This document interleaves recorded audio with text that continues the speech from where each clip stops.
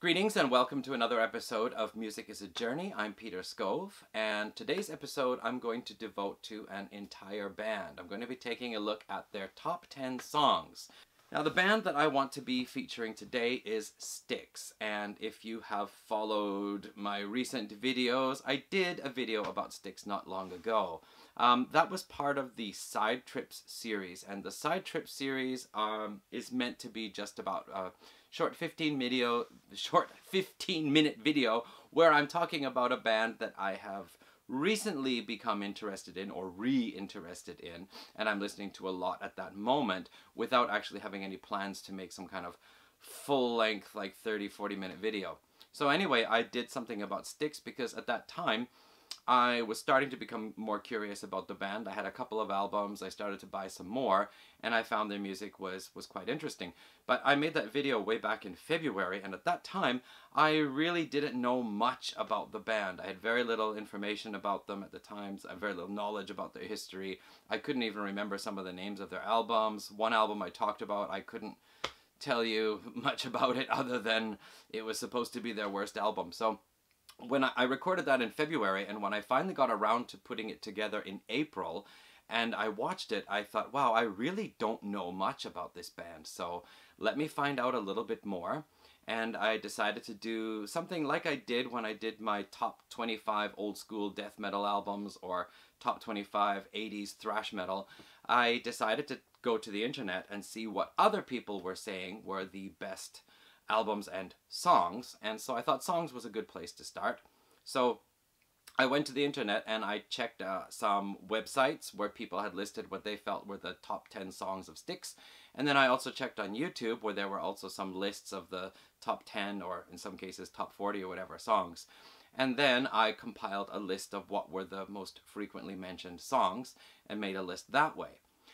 Before we get into that, I just want to say Styx is a band that I have since become very interested in, and it's not because I love every album or even like every album, but they're the kind of band that just has so much intrigue going on and so much about human relations and very specific characters in the band, not just the 5 members but also the people around them, tour managers, people in charge of promotion, record company owners, friends, collaborators, all this kind of thing. And so I really wanted to read more about them. The first book I was able to get a hold of is Love, Lies, and My Life with Styx, The Grand Illusion by Chuck Panozzo, who was the bass player. Well, I guess he still is in the band, although recently he only plays on 1 or 2 songs from the last couple albums and only tours when he feels healthy enough to do so. Anyway, that's this book here. I'll mention a little bit more about the book at the end of this video. And then the other book is The Grand Delusion, The Unauthorized True Story of Styx by Sterling Whitaker. I'm still not finished reading it yet. I'm up to the Edge of the Century album right now from 1990. This book really exposes what it's like to be in a multi-platinum selling band. And of course, you know, I've read books about the history of Pink Floyd, Yes. Oh, I don't know, I've got lots of books on my bookshelf, which is off camera here right now, but Styx is somehow different from the rest, the way the band was handled and how things went. And although there are similarities between Styx and Queen or Styx and Pink Floyd, Styx and Yes, I mean, not musically so much as in how the band was run, there are similarities, but Styx really stands out. And I think what I'll probably have to do is later on, I'll just have to make a video talking about the history of the band and what I've learned from these 2 books, plus a couple of dozen interviews I've read on the internet, which I still have to read over again and make notes. But anyway, for today, let's get back to the top 10 songs of Styx. Alright, so as I said, I went to the internet and let me see, I checked out some websites. I checked out Classic Rock History, Louder Sound, AXS, and Ultimate Classic Rock. And then from YouTube, I checked Sea of Tranquility. I've forgotten his name now, but the fellow who does the Sea of Tranquility YouTube channel has a lot to say about classic rock bands. And anyway, he has a lot to say about Styx. Then also Corey Kasem's Top 40, Music Republic, and Nathaniel Jordan. Now, Nathaniel Jordan's top 10 list was intriguing because it seemed that all of the songs on the list had received votes, and I don't know who the voters were, where these votes came from, but just for example, the 10th place song had, I think, over 2,000 votes, and then the number one song had 10,528 votes. Who was voting? I don't know, but anyway, that's affected the overall outcome. Now, the list that I prepared was done similarly to how I did the top 25 death metal and thrash metal albums. If somebody included a song in their top 10 list, it got 1 point. So every time the same song appeared on a list, it acquired 1 more point. And so a song that appeared in only one of the 8 lists would have only received 1 point. A song that appeared in 7 or 8 of the lists would receive accordingly 7 or 8 points. So like that. Now there were some songs that appeared the same number of times. For example, a song appeared, 3 songs appeared in 6 lists. So what I did then was to take their average ranking. So if a song, for example, got 2nd place in one list, 4th in one, and 3rd in one, while there's another song got, what did I write here, 6th place, 8th place, and 10th place, then the first song would have an average rank of 3rd place, and the second song an average rank of 8th place. So the first song would be higher up on my list than the second one. And there were some cases we had 3 songs scoring 5 points or 6 points, and so I had to figure out the average that way. Okay, let's get on with the list then. So here are the, as chosen by the internet and compiled by me, the top 10 songs by Styx.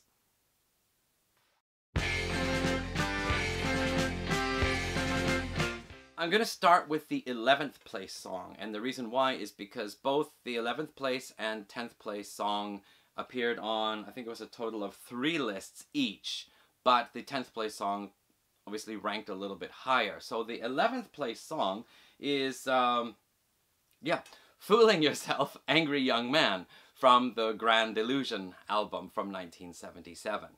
Alright, let me see, what did I say about this one? Okay, so it appeared on 3 lists, same as the 10th place song, but its average ranking was a bit lower.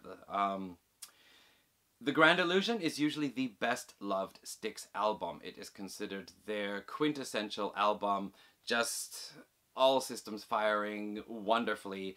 And if you're going to get into Styx, aside from a greatest hits album, probably everyone will recommend the Grand Illusion, or most people will anyway. Just that classic album, and even among prog fans, like a lot of prog fans will say Styx was never really a real progressive rock band. And Dennis DeYoung will tell you that himself. We were never a real prog rock or art rock band in that way. But anyway, that is considered to be probably their favorite album among prog rock enthusiasts. In the book The Grand Delusion by Sterling Whitaker, Tommy Shaw says that he actually wrote the song for Dennis DeYoung. Now, the previous album, Tommy Shaw had joined the band. The album was Crystal Ball, and Dennis DeYoung was going through a period of kind of depression. You know, they had achieved a certain status with their 5th album, Equinox, and the song Lorelei, a song by Dennis DeYoung, charted, but not as highly as their previously high-charting single. Lorelei did not make the top 10, and Dennis DeYoung was having a hard time dealing with the band's fortunes not continually moving upward as he had anticipated. He left a lot of the writing off. He left it over to Tommy Shaw, and I don't know, I think he had a daughter born at this time too, and he was starting to tour more, but he felt he was away from his family too much, and he started to dictate how many dates they would do in a week so that he would have at least 3 days a week to spend home with his family. He was dealing with some difficult times, and anyway, Tommy Shaw decided to write a song, Angry Young Man, like, why can't you just appreciate what you actually have instead of being angry about what you haven't got or whatever. But anyway, this was never said directly to Dennis, and the kind of ironic thing is at the beginning of the song, even though Tommy Shaw is singing at the beginning of the song, Dennis DeYoung says, "Relax, take it easy. And it's like, yeah, that's a message for you, man. Okay, so on to the 10th place song. The 10th place song is Mr. Roboto from the Kilroy Was Here album, 1983. Mr. Roboto itself, the song itself, there's a story behind it. And Dennis DeYoung, in a video called Behind the Vinyl, you can find on YouTube, Dennis DeYoung explains what the song is about. And basically there are 3 points to this song here. The first one is what it's about, okay? The concept behind the Kilroy Was Here album was supposed to be futuristic society, well, not that far in the future, but anyway, rock and roll is being outlawed by a righteous moralist named, a moralist named Dr. Righteous. He wants to stamp out rock and roll.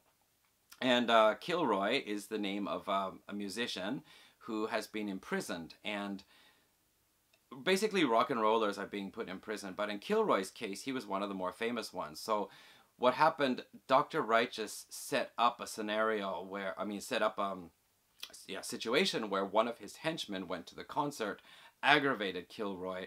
The story is that Kilroy attacked him with the guitar and killed him, and therefore he's put in prison. However, it was all a setup, and basically he was just set up and framed.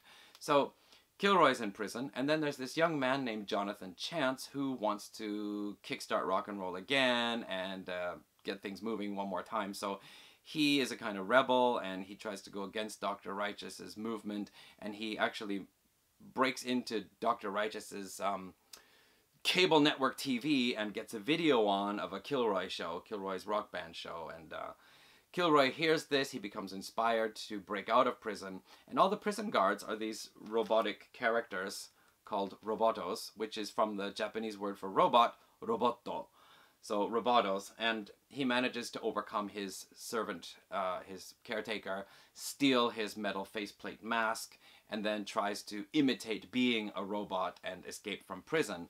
And he ends up meeting Jonathan Chance in a rock and roll museum, Dr. Righteous's rock and roll museum, which is set up to show all the negative points of rock and roll, how it influences young people in negative ways. And of course, there's Kilroy attacking someone with a guitar, robotic figure. Anyway, Kilroy, disguised as a roboto, meets Jonathan Chance in the museum, and that's the time where the song comes on. Now, that song was not ever intended to be released as a single. It was written as a transition song, because the way Dennis DeYoung planned to have this performed live was that there would be this opening movie, I think it was 11 or 14 minutes long, explaining the story, and then that scene would come up, and actually Tommy Shaw playing Jonathan Chance would come out, and Kilroy would come out, Dennis DeYoung would come out, and then that song would play, and then that would transition from the movie into the band's live set.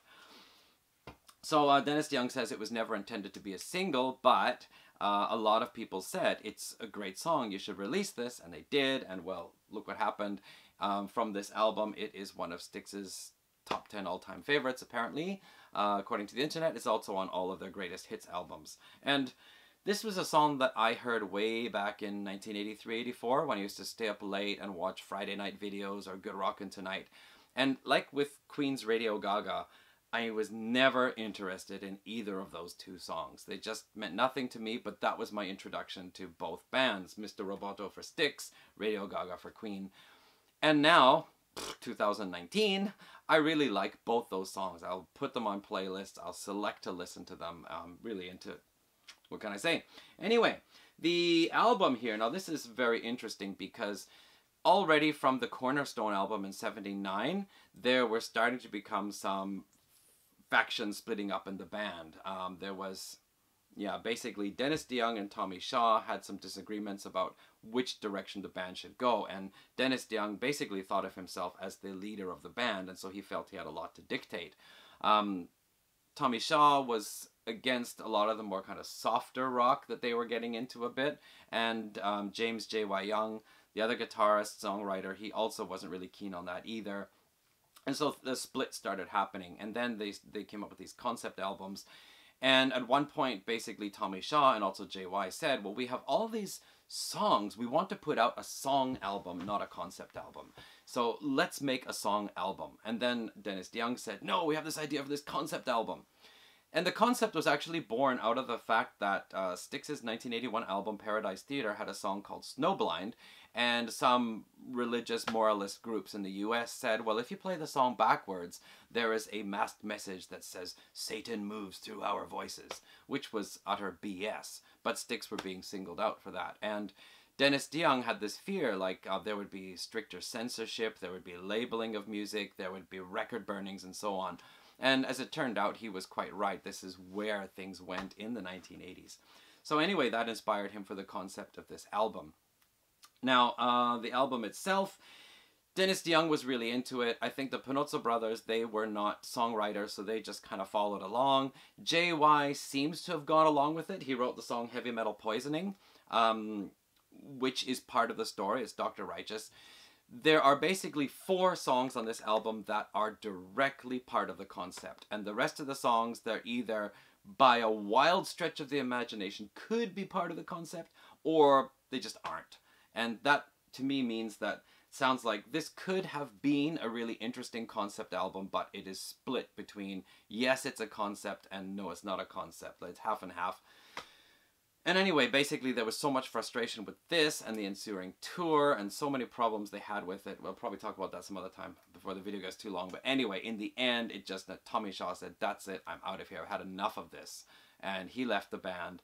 And yeah, ultimately what happened was he had a solo career. Dennis DeYoung went and got some solo albums going. JY went and got his solo albums going. And the band basically just went on, you know, long-term break. Anyway, Mr. Roboto, number 10.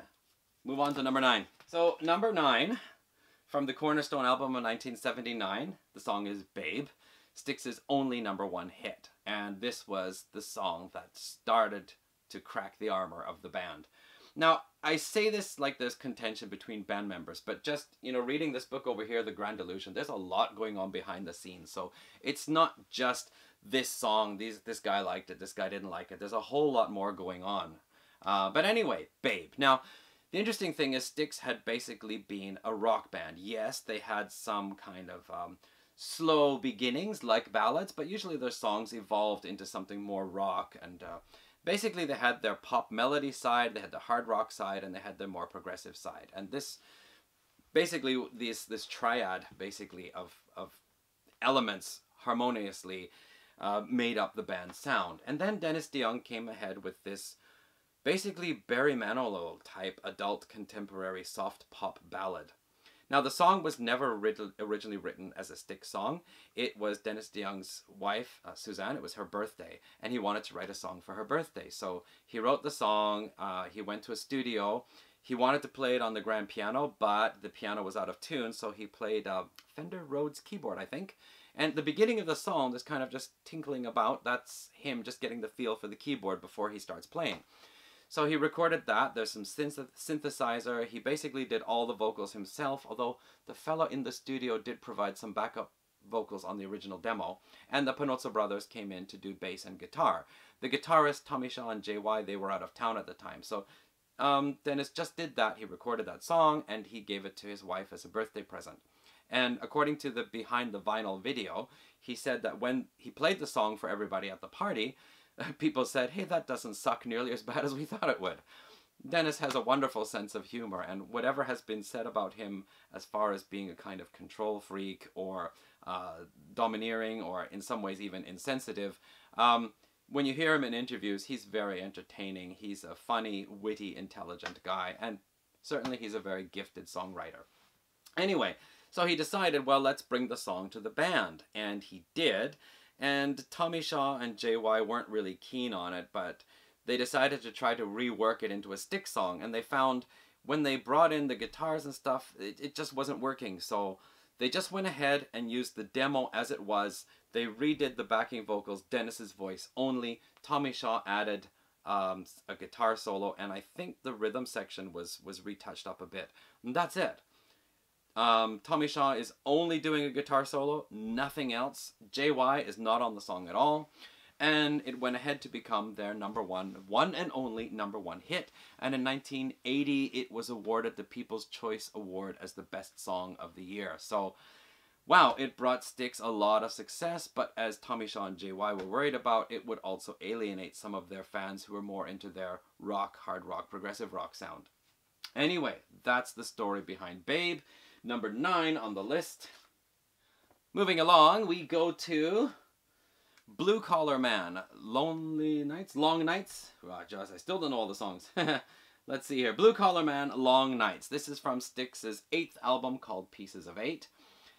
Released in 1978. This is a Tommy Shaw song. It is a fairly well known, as one of their more famous songs and one of their more hard rocking songs. I don't think there's too much else to say about that. Dennis DeYoung plays with some kind of growly, snarling organ sound, which is really good to hear since they hadn't used that since their early days. But there we go. That's number 8. Blue Collar Man, Long Nights. I think Tommy Shaw said he wrote this basically because a friend of his who was a blue-collar worker had been laid off work recently and was, yeah, in the situation as the fella in the song. Okay, song number 7, The Best of Times from the 1981 album Paradise Theater. I got this one wrong in the previous video I made. I thought I wouldn't like this album. Actually, I think it's one of their better albums. It's a concept piece, but it is really coherent because basically the concept was loose enough that the songwriters could get their songs on and still kind of make it part of that overall concept. This album itself, there is the Paradise Theater in Chicago, where Styx are from, which opened in 1928, and then after that, there was the Great Depression. It was originally a silent film theater, I think, and then the talking films came out, and soon after the theater just kind of went down the tubes, and in 58 it finally shut down permanently. So that's what the concept was about. It was about the theater being a kind of metaphor for America, where during the 1960s, the American car industry was on top of the world. Because of that, the American industry overall and American economy was tops. The US was exporting tons of stuff and just getting richer and richer. And then by the 1970s, things started to turn around, and then there was the oil crisis, and just, yeah, America's future suddenly did not look as bright as it did before. And so that's what this is about, kind of government decisions that were made at the time, which ended up not being so favorable in the long run. Anyway, Best of Times, it is a power ballad in Styx style. Yes, Babe was also a ballad, but Babe didn't have that power behind it. And so because of that, I actually like this song here. I enjoy this one. Babe, I kind of just listen to because, okay. But this one I like. And there's real piano. It gives it more of a rock feel too, instead of this kind of gentle dentist music like Babe sounds like at the beginning. Okay, number 7, Best of Times from Paradise Theater. And number 6, from the same album, Tommy Shaw's Too Much Time on My Hands. His highest charting single with Styx reached 9th place. His only top 10 single with Styx. A song that was thrown together basically at the last minute. They were going in to record the final parts of the album, and Tommy Shaw was on the way there, and suddenly he just got this idea for this song. And it's basically a continuation of the blue collar thing in a way, because Too Much Time on My Hands is about this unemployed guy who sits in a bar all day and just, you know, basically has answers to all the world's problems from watching the TV news and drinking beer. So, yeah, that's it. The number 6 song, Too Much Time on My Hands. I have never heard this song, surprisingly, until I got this album. However, a friend of mine, his younger brother, when we were kids, his younger brother used to go around singing, I got too much time on my hands. So I knew about the song, and I later on learned it was a Styx song, but I didn't hear it until recently. Good song. It's got this kind of like a funky bass line. It has this 80s keyboard sound, but at the same time it also has this hard rock sound. So 3 different elements combined, and makes a very interesting track. Okay, number 5, the title track from 1977's Grand Illusion. This is the opening song of the album, and very interesting. It starts off lots of pomp and grandiose music. It goes in later on to this more hard rock guitar solo part. The lyrics start out with, welcome to the Grand Illusion, come on in and see what's happening, pay the price, get your ticket for the show. Great start to the album, and in a way it also reminds me of Welcome Back My Friends to the Show That Never Ends, even though people will quickly say Styx was never at the level of ELP. I know, but anyway. So, Grand Illusion is the number 5 song on the list. Number 4, from their 1975 album Equinox, their first album with A&M Records, is Sweet Madam Blue, another song which Dennis DeYoung wrote, inspired by the course that America was going on, and in time for the bicentennial. This is probably one of Styx's best, like, epic pieces. It starts with slow guitar, there's the vocals, it builds up, and then it goes into this spacey kind of keyboard solo with some gently strummed, clean guitar, picked, strummed, and then it goes into this hard rock riff, this great solo. Then there's vocals with actually 4 people singing, including Chuck Panozzo on vocals doing the America part in 4-part harmony, and then wraps up very dramatically with this wonderful conclusion. It is probably as epic as the band can be at times. This was the last album with John Serlewski on. He quit the band after this. There's a long story behind that. Probably have to talk about that later on because I'm already talking too much behind each song anyway.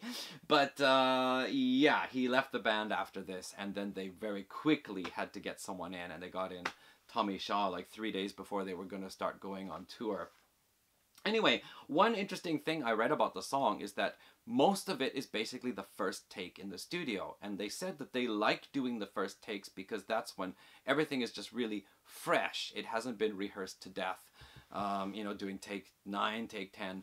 And JY, he did this guitar solo, and they recorded it all as a demo. And he played the demo for a friend of his, and his friend said, "You're screwed. How are you ever going to play that guitar solo again?" And so they basically decided to go with the demo and just redo a couple of parts here and there. But the guitar solo here, that's the original solo. Anyway, number 4. Now, I should also point out that this song appeared on 6 of the 8 lists. In second place on 3 of those lists, AXS, Music Republic, and Sea of Tranquility all put Sweet Madam Blue as the second best Styx song. I love it. I think it's great. And anyway, Sweet Madam Blue, the number 4 song. Number 3 from the Styx 2 album, and the only one of the CDs I had to buy used. Lady, Styx's first hit. Now, Lady was originally written for the first album, but the record company people decided, well, let's put it on the second album instead.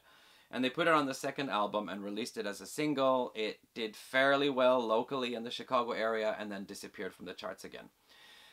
They went ahead, Dennis DeYoung was really disappointed. He wrote a song for his wife, and he wrote what he really felt, and it just really didn't go anywhere. So he went into kind of a period whereby the third album, The Serpent is Rising, he just started trying to write other things. So he wrote a song about a pirate, he wrote a kind of, you know, sex type song, whatever. And he really didn't like that because he wanted to write what he really felt about.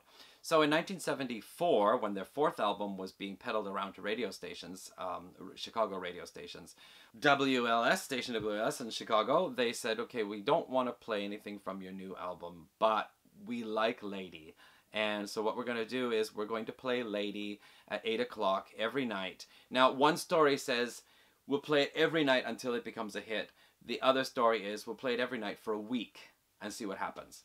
Anyway, it became a hit, and it went all the way up to number 6. So, that in itself finally got Styx on the map. And the interesting thing was that the song was just peaking around the time they were going to leave their original label, Wood and Nickel Records, and move over to A&M Records. So the timing was really good for that. However, because Lady, Dennis's song, was the song to break the top 10, apparently there were some changes in Dennis's mood towards leadership of the band and dictating what the band were going to do. John Sterlewski was always kind of the oddball, the rebel in the band, and apparently he had threatened to quit or tried to quit a few times, but finally that was it. He just said, that's it, I'm out, I quit. And everybody said, well, okay, fine then. You really want to leave? We're not stopping you. So anyway, that song Lady is really an important song for the band because it brought them into the top 10, it got them national attention, and just in time to switch over to a new label which was willing to put more effort into promoting the band. Now, one other interesting part is when they were going to do, A&M was going to release a greatest hits package in 1994-95, they couldn't get the rights from Wooden Nickel to put Lady on the album. But there was a loophole in the clause that said if you re-record the song, you can use it. Basically, the original recording belonged to Wooden Nickel, but the song itself did not. So, this was after the band had split up and Tommy Shaw hadn't been with them since 1984. He came together and they recorded the song together, and that basically re-inspired everybody to get the band, the classic lineup, going once again, and so that set them off on their Paradise tour and later on Grand Illusion tour. But as we know, most sadly, John Panozzo, the drummer of the band, brother of Chuck, his alcoholism had put him in such a terrible state that they forced him into rehab for the second time in his life, and then during the tour he passed away. So anyway, Lady, one of Styx's best known songs and the number 3 on the list. Okay, number 2, Come Sail Away. Why is it not number 1? Well, okay, I don't know. Come Sail Away is probably Styx's signature song. If you hear any song from them first, Come Sail Away is probably the best one. You get the beautiful kind of ballad with the pretty keyboard intro, you get the more hard rock part, you get this kind of progressive keyboard solo part in the middle, and just a really dramatic close to the song. It is really a classic Styx song. And Dennis DeYoung, he says in the Behind the Vinyl video that the little trill that he plays on the piano is because he was an accordion player originally. He played accordion for something like 7 years or whatever, and he says accordion players will do that, and so he did it on the keyboard as well. Somebody I read on the internet said that it's a really beautiful piano intro, well written, but the trill is atrocious. Anyway, whatever. Yeah, and then JY came in and he added this kind of like, you know, Who guitars. Dennis will say that, I don't remember if he said that he did it or just that it's there and it's like the Who, but in this book here, they say that JY was the one who came up with that, you know, dun, dun, dun, dun, kind of thing, like Pete Townsend. Anyway, classic song. What else can you say about it? The interesting thing is that it starts out talking about angels.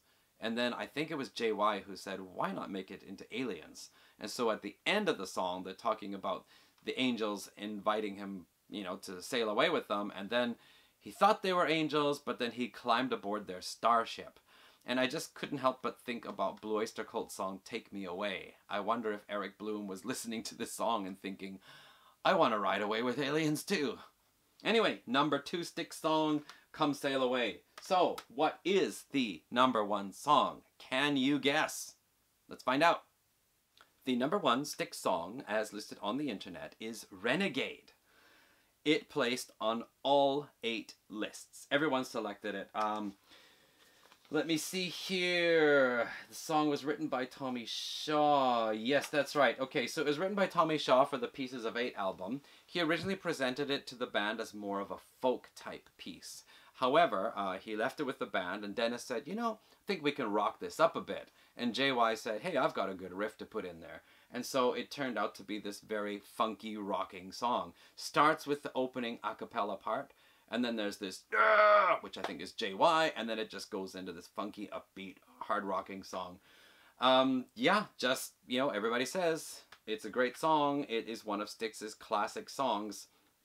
And, you know, well done, Tommy Shaw.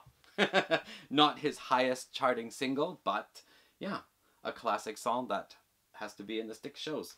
Okay, now that is the top 10 list as picked by the internet.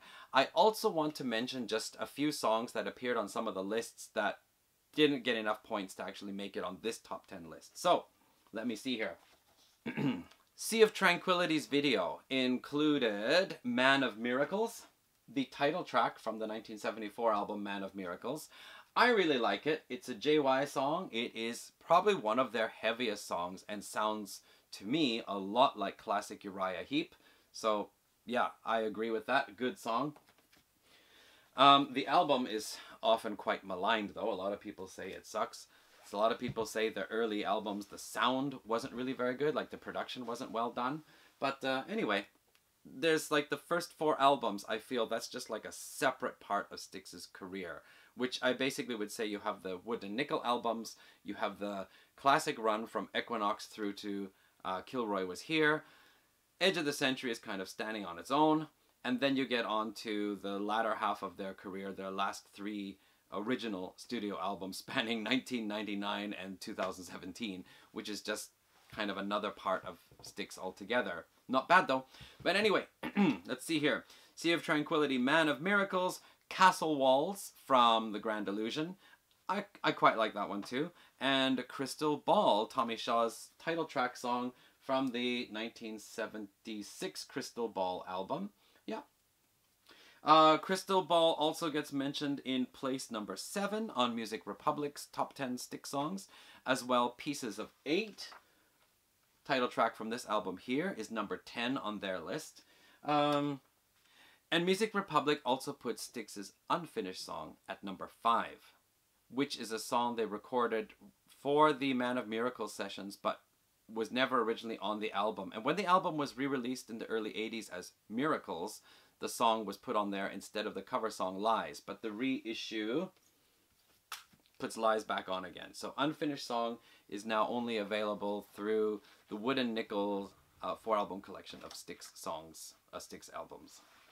Alright, a couple of others. Nathaniel Jordan's list included Don't Let It End, the second single from Kilroy Was Here album, another kind of Styx power ballad type thing. It was number 9, and also Show Me the Way, a not really love ballad, it's a more inspiring, lyrically inspiring song, but Show Me the Way from the Edge of the Century album, the one song from that album that really charted very well. Classic rock history, Mission to Mars as number 5. Whoa, wait a minute here. Mission to Mars, yeah. So this is their 2017 album, concept album, and the first album of new material since 2003. This is getting really great reviews. People have a lot of good things to say about it, and I really love this album too. I think it's brilliant just from start to finish. Why they didn't record an album sooner, I don't know, but anyway, love it. So good to see that a song from this is getting mentioned somewhere. Then let's see here, we have Classic Rock History also. Oh, the Classic Rock History was interesting. They chose for their number 1 song, The Serpent is Rising, the title track from Styx's most maligned album, the album that Dennis DeYoung said is not only the worst album in the Styx catalog, but also the worst recorded album in the history of rock albums. But yeah, Classic Rock History says that John Serluski's The Serpent is Rising is their choice for number 1 Styx song. Curious. Okay, they also included Movement for the Common Man, which is the opening track from the debut album. Basically 2 songs with instrumental parts and a spoken part in the middle. Quite a long track, 13 minutes, their longest track. I quite like it as well. Classic Rock History was did not include Babe on their list though. They were looking more for music, classic rock music, and Babe just didn't cut it, I think. AXS chose Miss America and Snowblind. Miss America, of course, from the Grand Illusion album. It's one of JY's more well-known songs, hard-rocking track. And Snowblind, the infamous song that was accused of having backward masked messages about Satan. Okay, and then Sea of Tranquility and Music Republic included Queen of Spades. From here, Music Republic had it as number 7, Sea of Tranquility as number 1. It is quite an interesting song because it does start off like a slow ballad type. It's got clean electric guitar, these like synthesizer notes and so on. And then after about 2 minutes, it suddenly starts rocking up and gets to be a really fun, powerful, rocking track. So good job on that one. Okay, that is all for the list from the internet. Now to wrap up, I want to mention what my favorite song is from each of the albums. However, my battery power is just about out, so I think I'm going to have to charge the battery and come back to this a little bit later on. Maybe I'll be wearing a different t-shirt. Anyway, coming back at you.